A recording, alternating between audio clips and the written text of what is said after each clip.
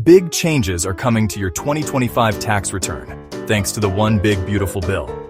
Let's break it down in under a minute. First, the standard deduction is going up.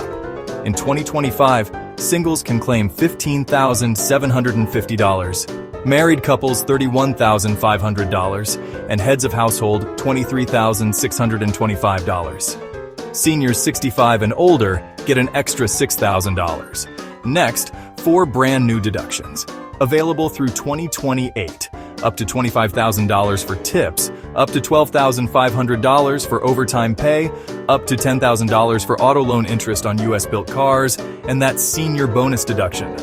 The child tax credit increases permanently to $2,200 per child under 17 and will now adjust with inflation.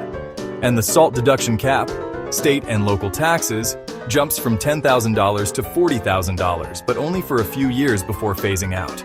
So, bigger standard deduction, new ways to lower taxable income, and a stronger child credit.